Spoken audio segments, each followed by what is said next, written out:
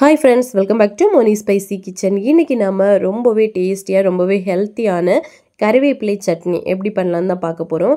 இது வந்து முடி வளர்ச்சிக்கு மட்டும் இல்லாம கண்ணோட பார்வை திறனுக்கு கூட ரொம்பவே ஹெல்ப் பண்ணுது. ஸோ கண்டிப்பா நீங்க வந்து செஞ்சு பார்க்கலாம். இப்போ வாங்க இது எப்படி செய்யலாம்னு பார்க்கலாம். இது பண்றதுக்காக ஒரு கடாயில 1 டீஸ்பூன் அளவுக்கு தேங்காய் எண்ணெய் போட்டுட்டு 1.5 டீஸ்பூன் கடலைப்பருப்பு 1.5 டீஸ்பூன் அளவுக்கு உளுத்தம்பருப்பு பார்த்தீங்கன்னா நான் பிளாக் தான் எடுத்திருக்கேன், கருப்பு உளுந்து. இப்போ இதில் 1/4 டீஸ்பூன் அளவுக்கு சீரகம், ஒரு 1/4 டீஸ்பூன் அளவுக்கு பெப்பர், நல்ல மிளகு போட்டிருக்கேன். போட்டு நல்லா வந்து நம்ம மிக்ஸ் பண்ணிடலாம். இப்போ இந்த எண்ணெயில் கொஞ்சம் ரோஸ்ட் ஆனதுக்கப்புறமா ஒரு 5லேருந்து 6 பல் பூண்டு, இதையும் போட்டு கொஞ்சமாக பெருங்காயத்தூள் ஒரு 1/4 டீஸ்பூன் போட்டிருக்கேன். போட்டு நல்லா வந்து மிக்ஸ் பண்ணிக்கோங்க. இப்போ இது எல்லாமே கொஞ்சம் நல்லா வதங்கட்டும். வதங்கினதுக்கப்புறமா புளி தண்ணி, இது வந்து ஒரு 3 டேபிள் ஸ்பூன் அளவுக்கு நான் ஊற்றிருக்கேன். நீங்கள் வந்து புளி தண்ணி இல்லை அப்படின்னா ஒரு துண்டு அளவுக்கு புளி கூட அப்படியே போட்டுக்கலாம், 1 இன்ச் அளவுக்கு. இப்போ போட்டு நல்லா வந்து மிக்ஸ் பண்ணிக்கோங்க.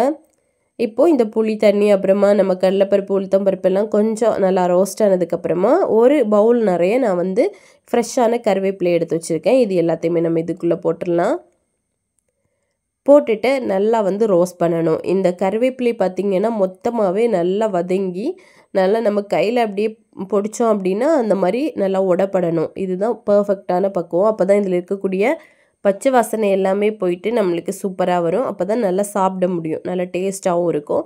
ஸோ நல்லா இந்த மாதிரி நம்ம வந்து வதக்கணும். மீடியம் ஃப்ளேமில் வச்சு இந்த மாதிரி வதக்கிட்டே இருந்தீங்க அப்படின்னா ஒரு டைமில் நல்லா ரோஸ்ட் ஆக ஆரம்பிச்சிடும். பாருங்கள் இந்த மாதிரி.